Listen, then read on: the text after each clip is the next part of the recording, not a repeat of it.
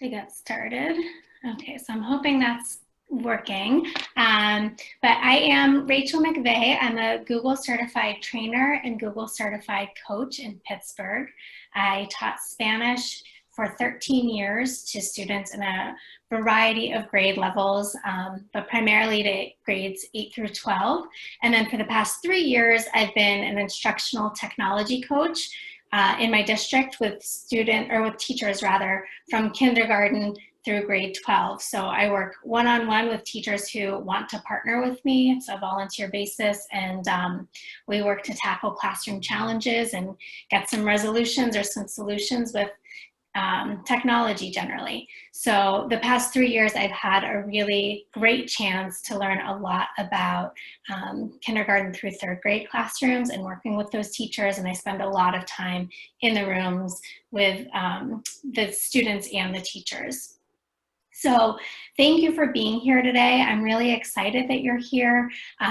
Google Classroom is a great way to transform your classroom routines, whether you are in person, online, or some combination of the two, because who knows what this year is going to hold for all of us.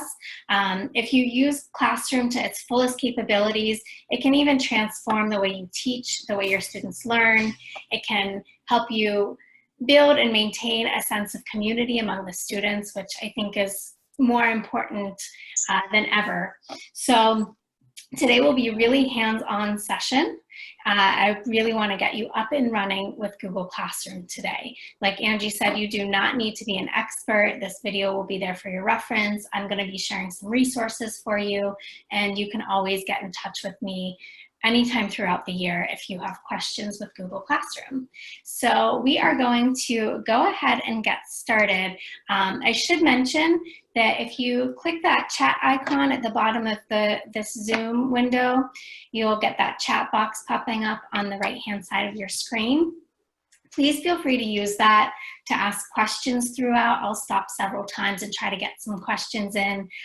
Also, feel free to use that to kind of have some back channel discussion, make connections with each other as we go on today.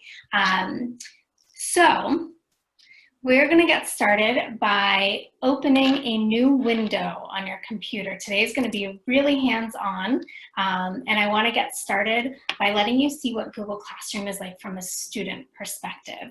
So on your computer, keep, of course, this Zoom call open, but open a new window on your computer. Chrome is the best if you've got that and got access to that. That would be your best bet. And then in that new window, type in classroom.google.com. And if you're prompted to log in, just for this part, you are going to log in with a personal account. You're not going to log in with your school account because most school accounts will not let you join an external Google Classroom, and mine would be external from your school. So if you're prompted to log in, you're going to log in with a personal account. And then you will see a plus button on the top right-hand side. I'm going to try to pull that up for you all to see there. Okay, so yours might look a little different than mine, but I see this plus button here. So you're going to click that, and you're going to click Join Class. And it'll ask you for a code, which I'll give you in a moment. So our code is on this slide. It's all lowercase D7CC4CS. D7CC4CS. Rachel, when you were showing the other window, I don't think it popped up for them to see. Thank you. Okay, that's great for me to know. I appreciate that. Let me see here. I'm going to stop sharing for a moment.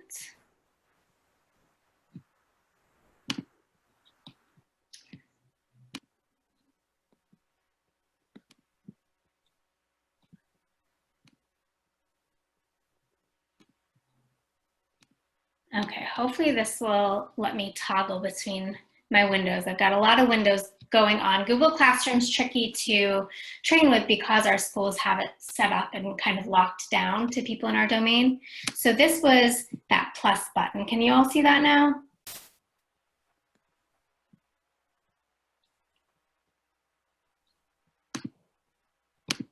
Yeah, we can see the screen now. Excellent, thank you. So you'll click join class, and then here's that code that we're using, D7CC4CS. So once you're in that, you've enrolled in a Google Classroom as a student. So I'm gonna go to my classroom, not on that screen, but I'm gonna take a look and see if people have been able to log into it.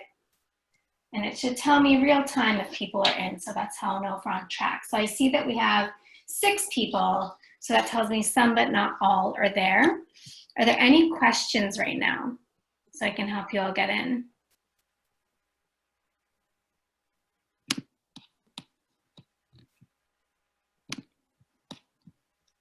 Okay, please let me know if there are.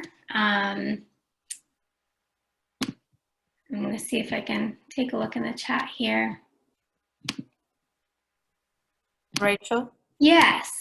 I'm having a difficult time getting in. It said that, sorry, you can't get in right now. Okay, that's a new one to me. Have you refreshed, Shelley? No. Okay, it came up and it shows me first grade and it shows me a reading. But when I push the plus sign and push join class, it opens up and it has my school email. Okay, And so what I like, so your accounts might be kind of getting crossed over. So for those of you who are in Chrome, a trick I like to do to get multiple accounts on the same time on my computer is if I click at the very top for me, where like in that Chrome window, but the top of my computer where it says Chrome and then File, I like to click File and then New Incognito window, and that usually gives me a fresh set of logins. So I do that often when I'm going back and forth between counts. That might be a useful trick for your students too if they have multiple family members on one device if they're remote. Okay, now I'm there. So what do I do now? Just type in Google Classroom again? Yeah, classroom.google.com. And thank you for this because I'm assuming other people are in the same boat. So classroom.google.com. And then you'll see that plus button in the upper right-hand corner right here. And then you should be able to click join. No, it's telling me to get products.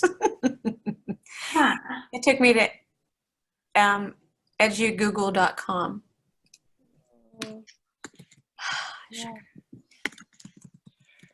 If you're on that, that's yeah, that must be their product page. So Google Classroom is one of their products, so it should be an option somewhere on that page. I'm seeing slowly but surely we are getting more people logged in, which is great, into the classroom, but I'd love, of course, for you to all be there so you get to experience it. So we're gonna move ahead, but Shelley, just interject whenever, because I'm gonna keep everyone moving, but I also still really wanna get you on board. Yeah, I'm not there. Go ahead. Keep messing with it. For those who are there, you'll be on a page that looks like this. And then if you go ahead at the top, you'll see the top is your main navigation. So you'll see that we're in our stream now. We're gonna go right next to stream and go to classwork. So you'll click on classwork. And then you'll probably see something that looks similar to this. So you'll see something that says introductory questions, and you'll see 2 questions. One says introduce yourself, and then the next one is about your experience with Google Classroom. If you click on introduce yourself and click view question, on the right-hand side where it says your answer, not where it says class comments, not where it says private comments, but on the right-hand side, you'll see a place where it says your answer. That's where you can type your answer in, and that little eyeball next to your answer means that I've set it up so your classmates will see your answer, and I've also set it up so that you can respond to each other. Those are all options that we'll have as teachers. So go ahead, type your answer in this upper right-hand box and click Turn In, and I'm gonna keep an eye on it from another screen to see how we're doing with that question. So, and then once you're done with this question, you're going to go ahead and do the second question, which is which best describes your experience. So we're going to be doing 2 questions, so take about 2 minutes to do those. And in the meantime, Shelly, how's our progress? Any luck? Not at all. It keeps wanting me to sign in with an email or phone number. Okay, so for this part, to be honest, just hang tight with us, follow along with us if you can. I am. The majority of everything will end up being in your school account anyway, because I'm going to want you to create something you can use with your students. So if you can access your school account, if you had to pick one of the other, your school account's going to be the most useful to you today. Okay, thank you. Thanks. And if anyone has trouble with the questions, please chime in as well. So I can see on the teacher end, I can see Crystal's response right away. Good morning, Crystal.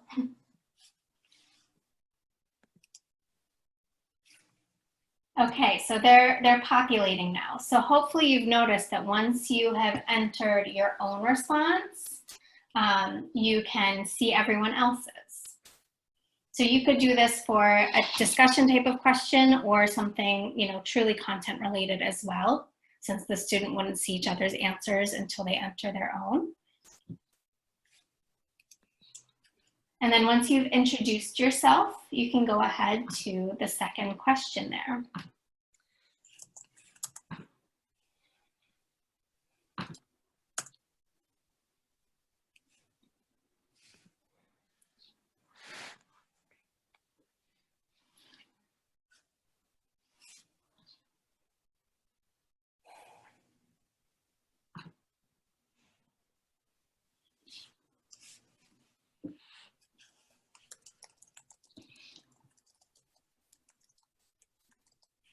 About 30 more seconds.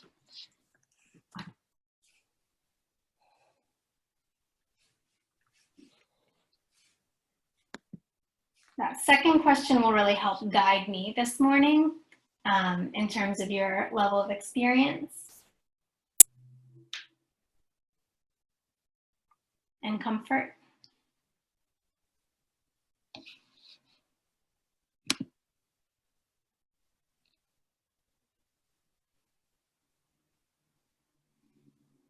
Great.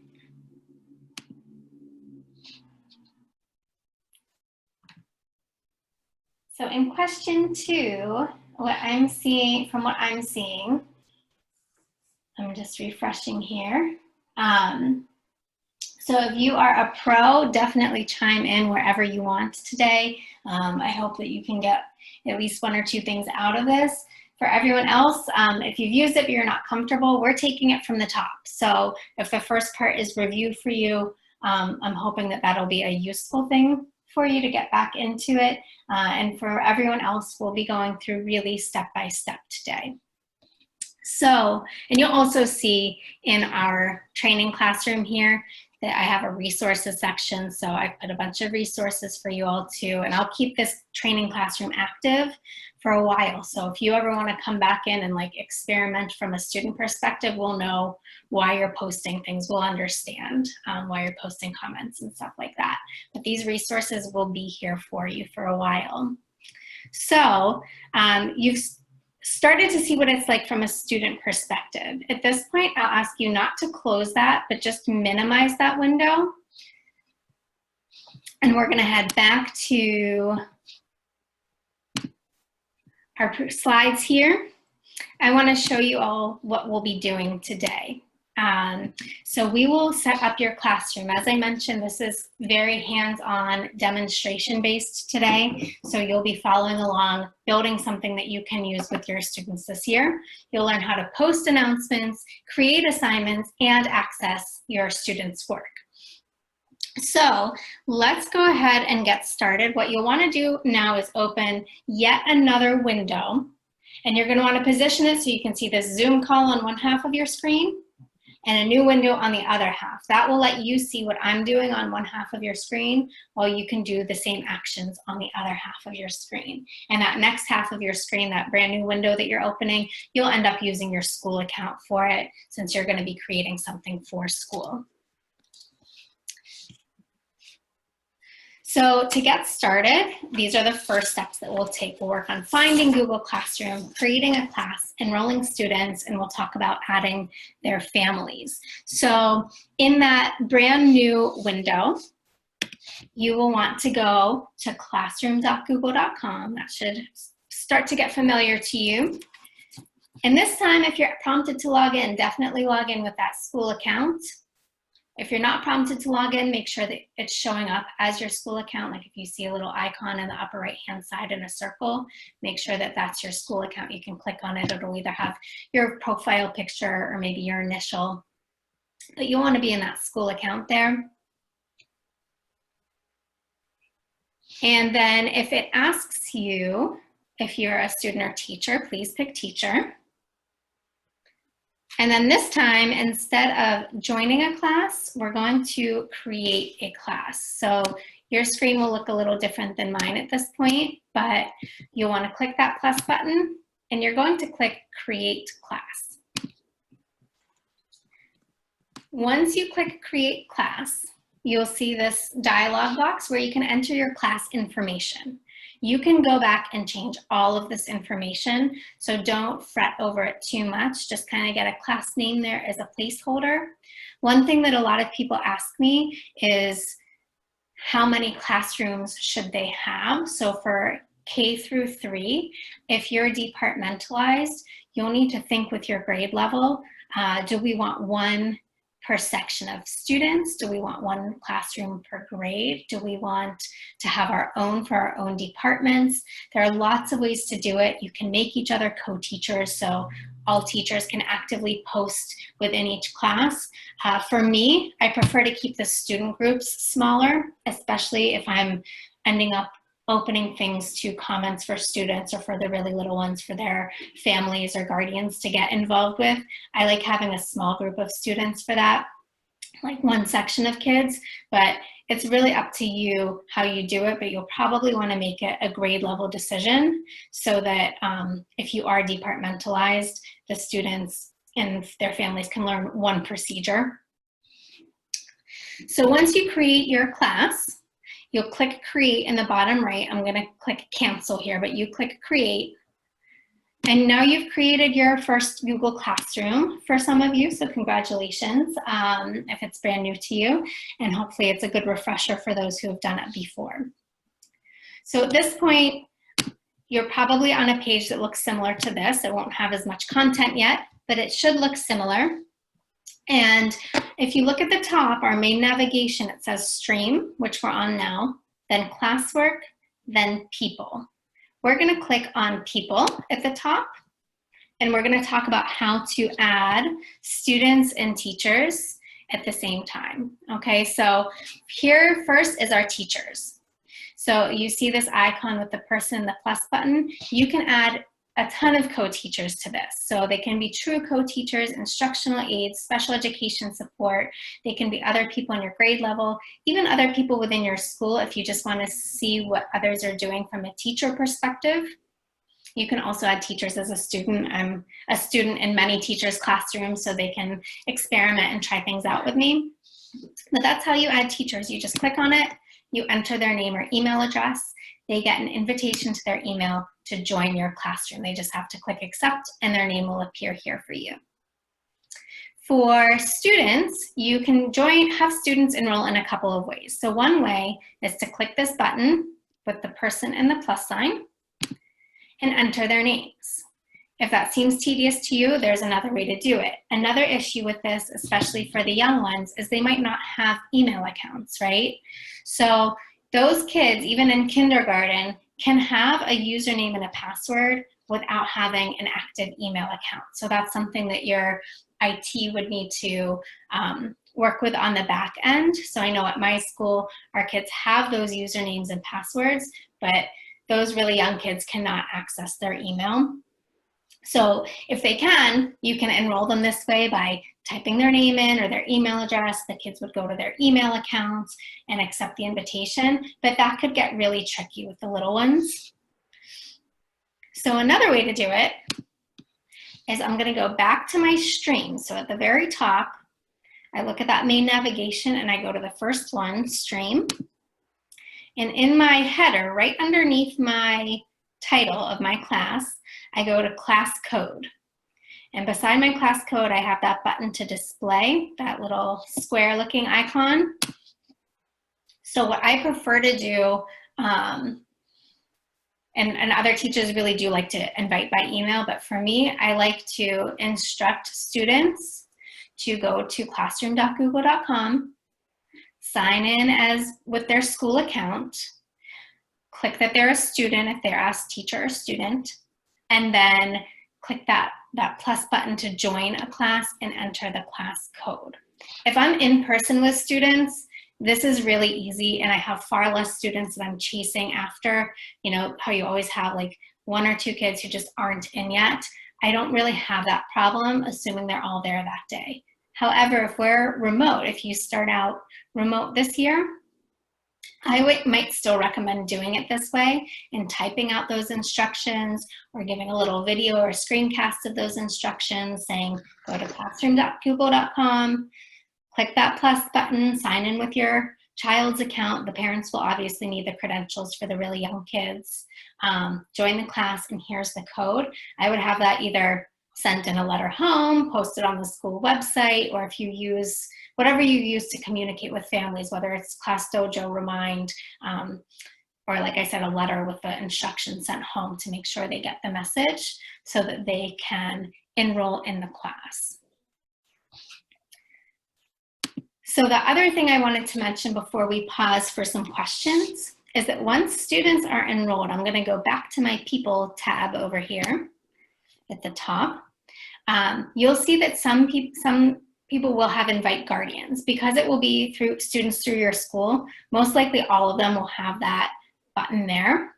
If you invite a guardian, it sends that guardian an email saying that they can sign up to receive summaries of how their student is doing in your class. So those guardians can choose to receive a daily summary or something at the end of the week, like a little digest. And those summaries say what's missing from that student. So if a student is missing work, what's coming up in terms of upcoming assignments, and some posts that you may have made in your classroom. We'll talk about families in a little bit, but they do not have full access to the classroom unless they're signing on with their child's information.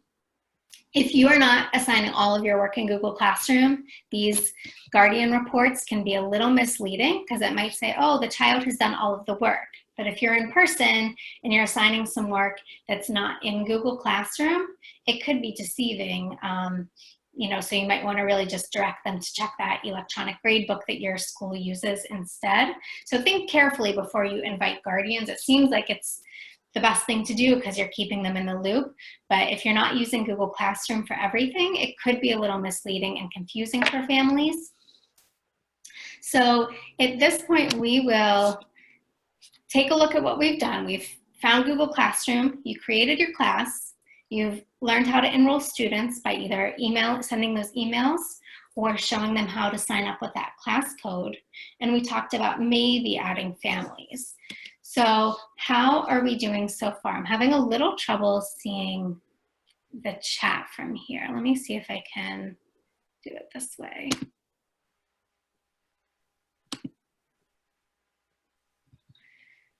If you have any questions and you could, here's the chat. Sorry about that.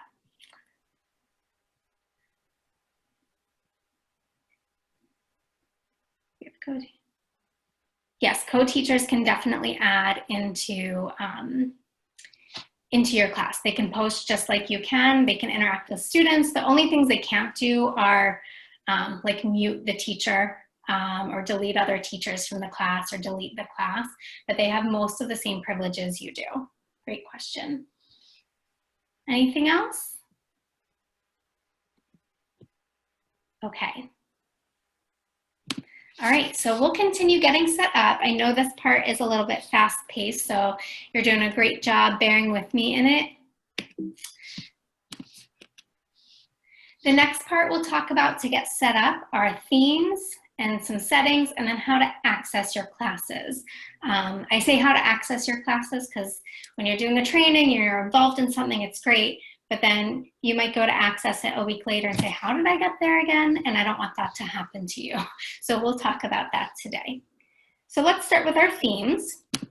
If you go to the stream of your classroom, and of course you can be in your class that you've created for your students right now while we do this. If you look in that header, that picture on the bottom right corner, the picture of the top, the bottom right corner says select theme, really small in white. If you click select theme, you'll get a bunch of pictures you can choose from, and you see at the top they have different content areas you can choose from. So they have a lot of pre-made graphics for you. You just pick what you want, you click select class theme, and then you can move on.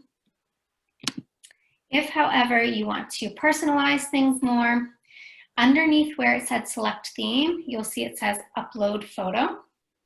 Some people like to, and I'll click on upload photo here, some people like to put pictures of their physical classroom, which is especially nice if you end up going remote midway through the year or a few weeks in, or if you're doing some type of hybrid model. Some people like to do something with their Bitmoji. Some people like to, if you're lucky enough to get your class together in person, to take a class picture. Some people like to put that up there.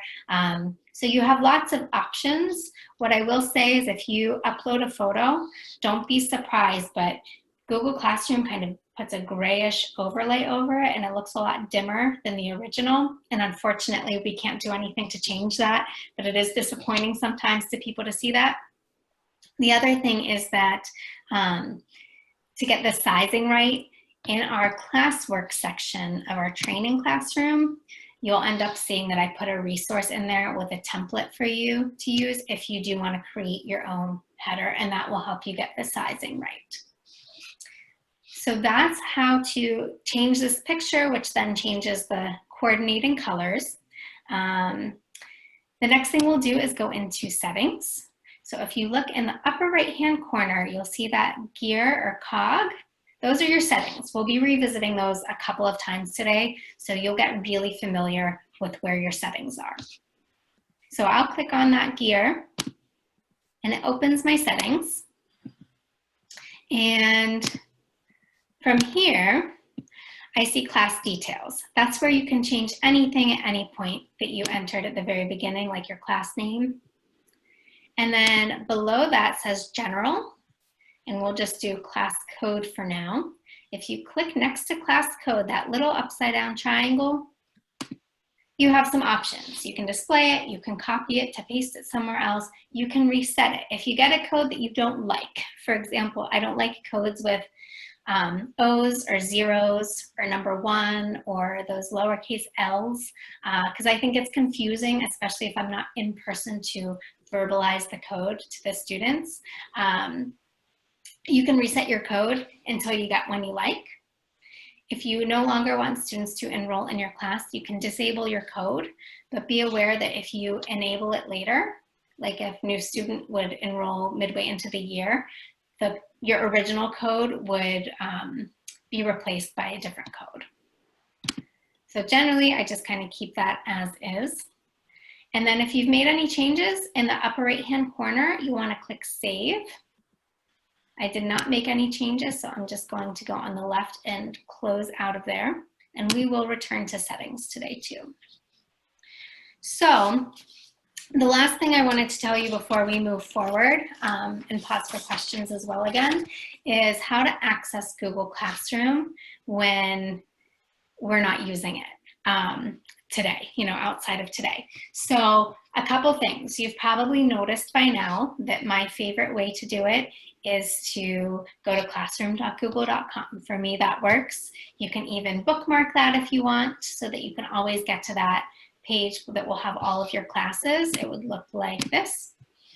If I go to classroom.google.com and we'll bookmark that, Other people like to use this grid at the upper right-hand side of their screen called the waffle, and they can find the classroom icon there and just click on that. So most people I know like to do it that way. I like to do it the other way. If your icon isn't where you want it in that waffle, you can always drag those icons to reorder them to be how you like them. So at this point, let's take a moment and we will pause for some questions. Let's see if there are any. We doing okay? Okay. So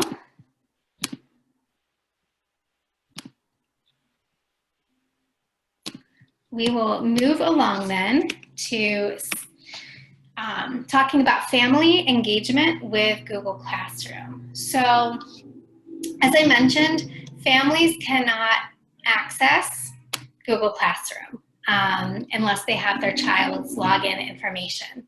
So you have that option of those guardian reports, but what I really recommend is that you make a really good upfront investment in those families and getting them on board with Classroom from the beginning. I know that your to-do list is infinite already, but this will save you so much confusion and aggravation and headache and answering all those individual questions if you can really make the time to make this a priority for the families with the little ones. So that means, you know, giving them instructions with screenshots or making little recordings of yourself, or even holding video calls with them and recording those with, you know, with the participants' permission, so that those who couldn't be there can still learn from it, because everyone has different schedules, as we know. But if you can do that, it will save you so much trouble down the road, and that's why I really encourage you to prioritize it as best you can. The other thing you could do is consider, you know how in your class you often pass out probably a login card to your students if they have to log into something.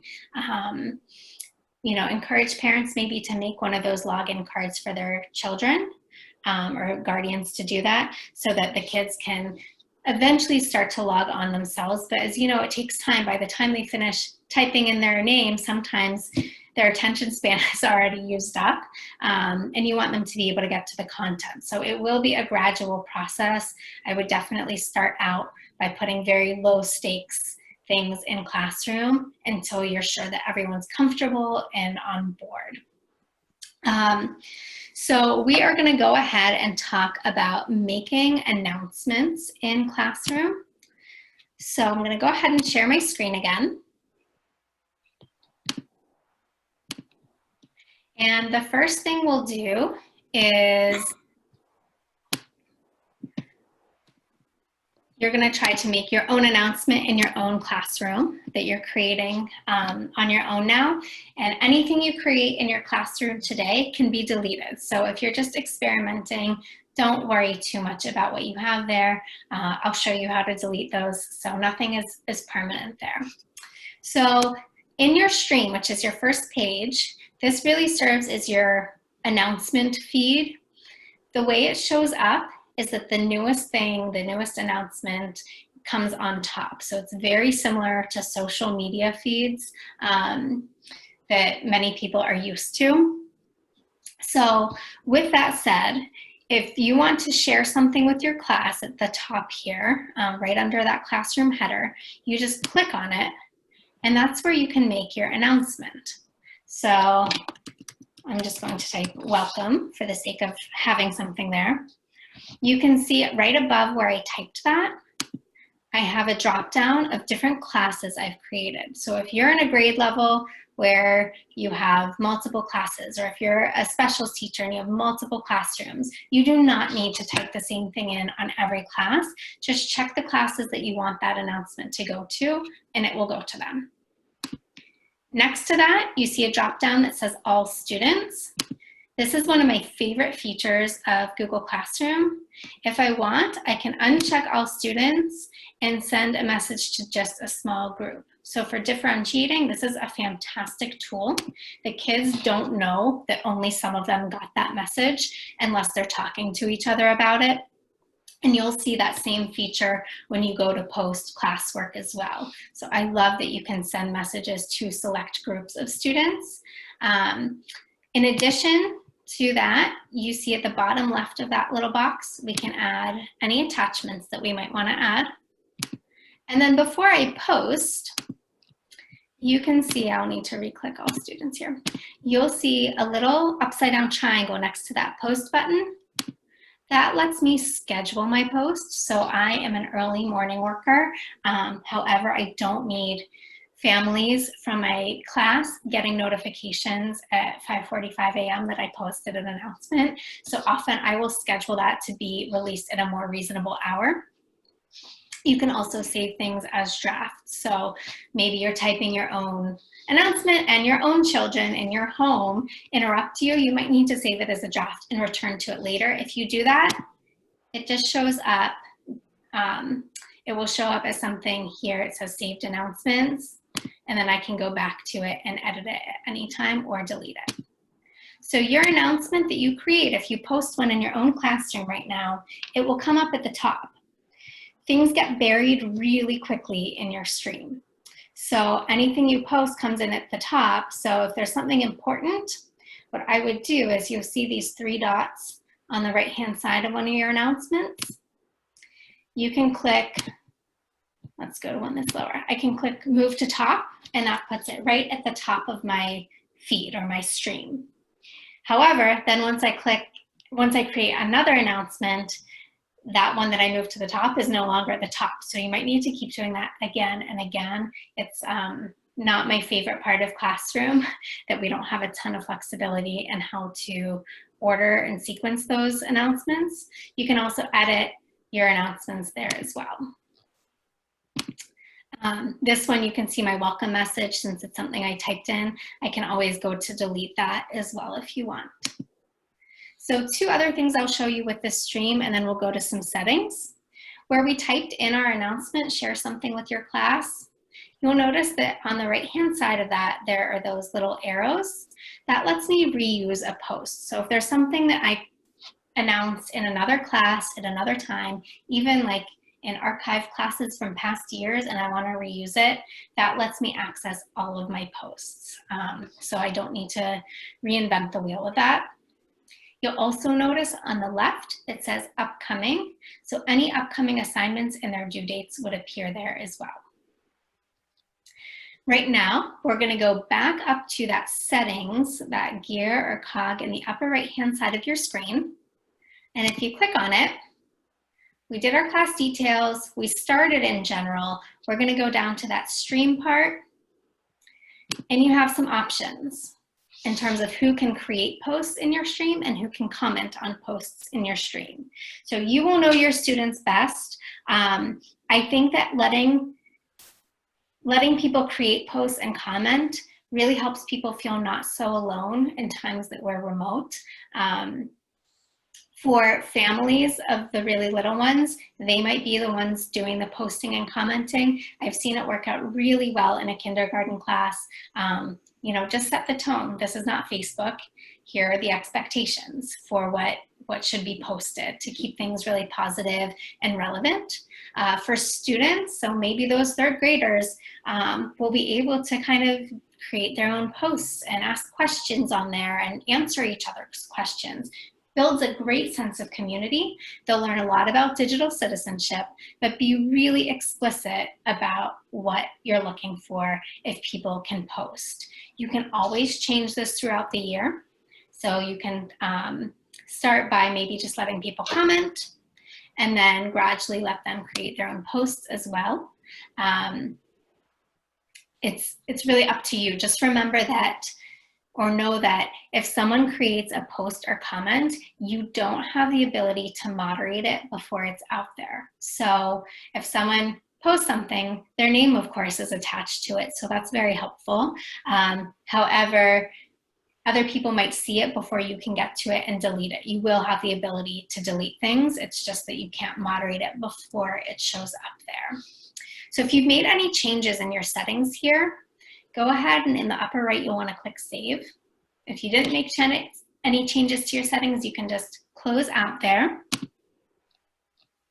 And that is really, those are the nuts and bolts of the stream. So at this point, I'm just gonna take a look at the chat. Were there any questions that I might have missed? Feel free to chime in.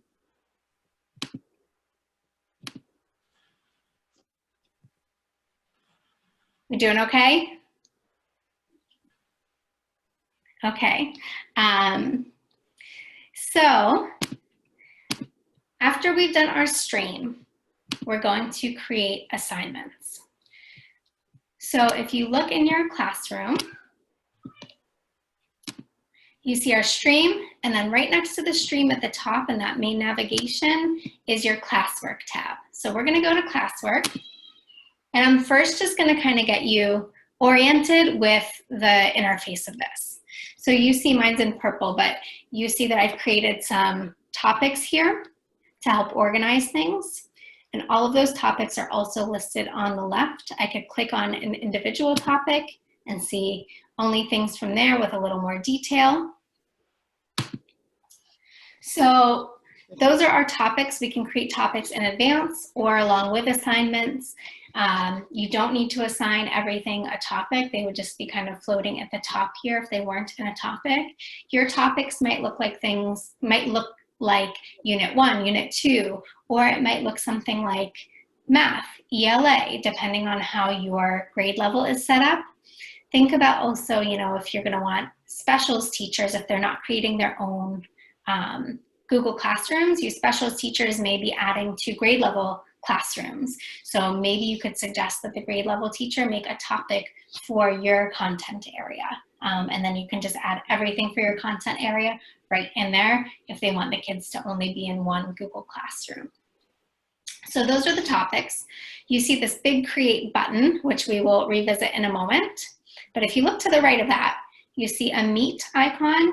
That's for starting video calls with your classes. That's a separate topic, but just know that you can do that from within Google Classroom if you want. You see something that says Google Calendar. If you're a Google Calendar user, the next time you go to Google Calendar, you're going to see a calendar has been automatically generated with the name of the Google Classroom you created today. That would show any assignments with their due dates. So anytime you make an assignment with a due date, it would come up on that Google Calendar. And if you're not a Google Calendar user, you don't need to worry about it too much. The next thing over is a class drive folder. So if you use your Google Drive, you'll notice in your drive next time you're there, there will be a folder named the same thing as your Google Classroom. And you might say to yourself, I don't remember creating that. How did that get there? It was created automatically when you created your Google Classroom. That folder will store all of your student work. So any submitted work from students can be accessed through your Google Drive in that class folder, or you can just click on it here if you want. But we'll talk about other ways to access student work as well. But know that that's where that came from. So you didn't create it, it was generated automatically for you. Let's take a look at this create button. We have a whole list of options here. Assignment we'll really get into in a moment. Quiz assignment opens a blank Google form if you would want that. We can create questions like we worked on at the very beginning today. You can add materials, so those would be reference things like links, maybe not something that a student has to do per se, but something that's there for them to refer to. At any point, you can reuse posts that you've created in other classes or even this class and other times, and you can create those topics. So we're gonna really work with assignment. And I'm going to create an assignment here. We're gonna do two today. We're gonna do one where the teacher has an attachment. We're gonna do another where the teacher does not have an attachment. So the first one I'll call example assignment with attachment. And I'm going to say, open the attachment, complete the activity, return to this assignment Google Classroom and click Turn In. Then I'm going to click Add here for my attachment. I have something in Google Drive. And I'm going to select the file I want and insert it. And then this part that pops up is really important. So next to the assignment, you see it says students can view file. If I leave it at that, students will not be able to work with it or manipulate anything in there. If I click on that upside down triangle, I have some options. If I click student can edit file, that means all of the students can edit my one file, and that gets really messy. Sometimes there are great uses for this, but I think it needs to be kind of built up to, especially with younger students. So instead of students can edit file, if I click make a copy for each student, my file, my original, is untouched, and then the students can all work on their own copy of my file, so they can manipulate that. Over on the right, you see that I can assign it to all my Google Classrooms. I can choose the students. I can assign points or make it ungraded. I can choose a due date.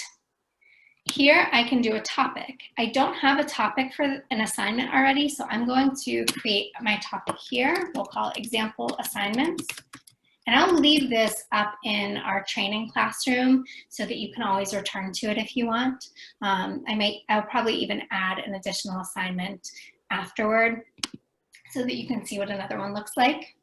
For rubrics, if you have a rubric in Google Sheets, you can upload it, or you can convert one from Excel to Google Sheets to upload, or you can create one right from within Classroom. Checking plagiarism, originality reports, I'm assuming this would pertain mostly to some of the older students. It's a great way for them to learn if they're plagiarizing or not. They can check their own work up to 3 times. However, if your school has the enterprise version of G Suite, which is the paid version, you can do this unlimited times, I believe. But if they don't have the enterprise version, teachers can only, I think, assign this to 3 different assignments. So don't enjoy it too much, because I don't want you to be sad if it's taken away from you after using it 3 times.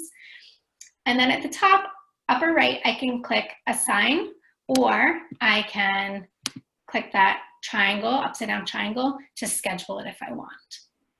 So I'm going to go ahead and assign it.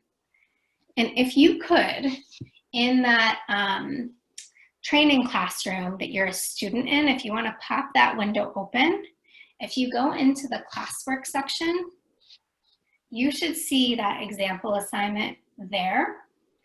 And if 1 or 2 of you, or several of you even, could open it, take a look at it. You don't even need to do much to it, if anything. But try to turn it in. Try to go through those steps as a student, because it's not always crystal clear. So I'll show you from mine as a student. I'm going to click View Assignment so I can see the whole thing. So I'd encourage you to get the students in that habit. View Assignment. And really click on that attachment. They will need to turn it in. You'll see there, when you're a student, there's a space for class comments and a space on the right for private comments to the teacher. Another thing to bring the student's attention to, I would never want a student or one of their family members to type something they thought was private and have it get sent to the whole class. I always worry about that. But once you complete the assignment, go back and click Turn In, and that way the teacher will know the student is done. So I'm going to take a look at this from the teacher end to see how we're doing. And we'll talk about this in a few minutes, this interface here. Thank you to those of you who were able to turn it in. I can see that many people have opened it, which is great. But if you wouldn't mind, try it going back to that Turn In button to see what it's like. So it's important for the kids to know to click on the attachment and then click Turn In. The next assignment we'll try, and we're going to revisit that for grading purposes too. But the next assignment we'll try, I'll go to Create, and then Assignment, and then this is going to be my example assignment with no attachment. And I will say, write 3 sentences about your day on a piece of paper. Take a photo of your work and mark, I should say, upload it and mark as done. So I'm not going to put an attachment here. You know, on the right-hand side, I can add all of the details. I'll just put it in the topic I want at least. And I'm going to assign that. It's so important during these times. I believe that kids have some off-screen assignments. I think that they still need to learn how to write.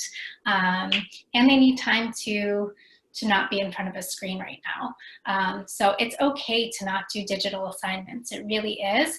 They might need help taking photos. So depending on the device situation, let's say every kid in your school is getting a tablet, then they can probably figure out how to take a photo. But they might need help learning how to upload it for a while. I'm sure many of those kids are going to need help with that.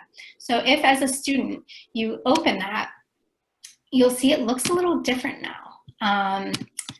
So I'm going to go to my student portal here. Okay, so as a student, when I click view assignment, I don't have an attachment here. I have add or create.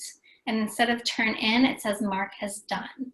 So get those habits started really early that they have to return and press a button so that you know they're done. With that slides assignment, if a kid opened it and worked on it and didn't click turn it in, I can still see it as long as they've opened it. I just don't know that they're done or not. But you know, like with a bit of grace, if I think they're done, they're probably done and forgot to mark turn it in. But it's a really great habit to build, because here if they add an attachment, I can't see it until they mark as done. So that's an example of an assignment with no attachment. One difference is that if you assign an attachment that's a Google Doc, there will be a turn in button on that Google Doc. I still recommend that they go back to Classroom and do it the turn-in way we discussed, because then if they get something like a Google Slides and no turn-in button is there, they start to click this share button because it's near where the turn-in would be, and then you're getting assignments from all different places in all different ways. So like, yes, be flexible with your students, but at the same time, really try to help them build those good classroom habits to be consistent. I think it will help them, and it will certainly help you and your sanity, I think, throughout all of this. So the last thing we'll do with assignments is, and then we'll kind of quickly head to grading.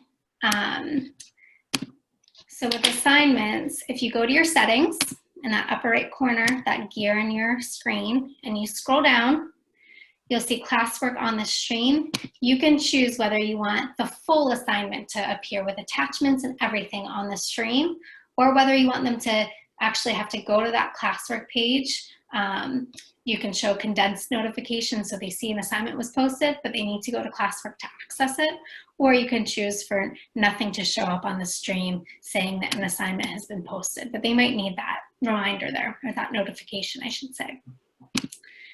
So the next thing we'll do, I'm going to quickly see if there are any questions in the chat. So bring slides into the assignment. Yes, so Michelle asked a great question in the chat. So if someone is in slides, they do the assignment and then they turn it in, I as the teacher will have that now. And I'm going to show you that too. Thank you for that. So if, let's go to how we access our student work. So I go to classwork. And there are lots of ways to do this, but I'll show you the way I prefer. I'm going to go to the one with attachment.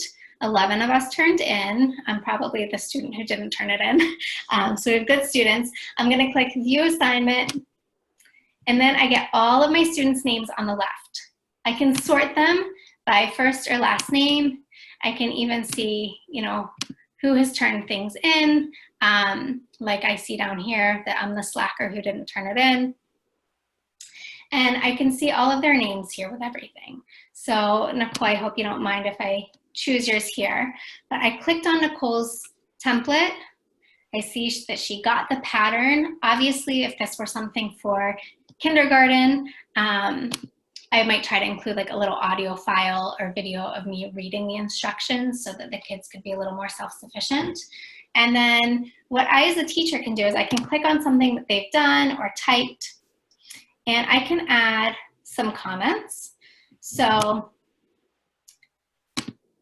if I want, what I can do is I can add private comments in the right-hand side of that little panel. And that would go just to the student. A lot of times teachers like to make sure that the students respond to that private comment, so they're really getting the feedback before the teacher actually assigns the grade. You can see here that I can, with this little icon next to Nicole's name, I can pop out her assignment into a full window if I prefer. I can assign my grade here, and I can add comments if I want throughout too. So those are the main things with grading. And when I want Nicole to see her assignment, her graded assignment, I can click return. Some teachers like to do that as they grade assignments. Some like to wait until everyone's has been graded to return it. And then when I'm ready to go to the next student, I click this arrow at the top to go onto Sarah. So I don't need to keep going back to classroom. I can just scroll through any of my students. I even have this drop down here where I can check everyone's, where I can check whichever one I want to. So other ways to grade assignments, you can go into Google Drive if you want, but to me, this is right here. Let's say I've graded everyone's assignment and I want to return them all at once. I just check this all students box on the left and click return. Another way to do it is if I look at this grades tab here, the students don't have that, only the teachers. So anything I've created automatically goes into this grade book.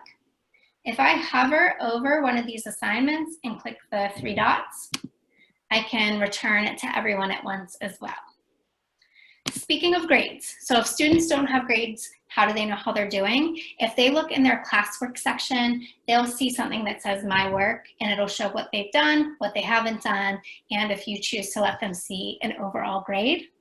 And then if you go into the settings on the upper right-hand side and you scroll down, you see a grading box. Here's where you can choose. Do you want no overall grade? Do you want a total points grade? Or do you want a grade weighted by category? Of course, if you choose weighted by category, make sure at the bottom you add those grade categories and their percentages.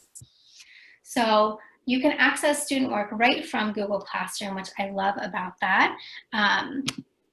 So I'm gonna quickly check the chat for questions, and I know we are bumping up against that 10 o'clock mark here. So yes, so the student work will still be available to the teacher after it is graded. That's right.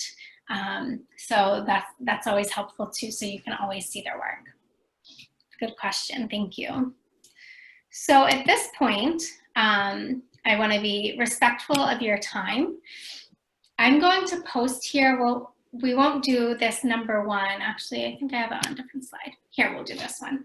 I have a really short reflection and feedback form that I'm going to post right now on our Google Classroom. Short is in all caps because I know everyone is always tight on time, but at the same time, I really, really value any feedback that you can provide me with. I am always learning, so please share feedback. Our Google Classroom that you signed up as a student in today will be open, as I mentioned, for a while. I'll add that feedback form. I may add another example assignment for you to play with, and there are resources at the bottom there. Please feel free to connect with me at any time. My email is here. It's rachel.s. That first period there is hard to see. rachel.s.mcveigh@gmail. Or you can always connect via Twitter as well. And I hope that you walked away with something you can use this year. I hope you feel like you've created your classroom and you just need time to kind of add what content you want and really get acclimated with it.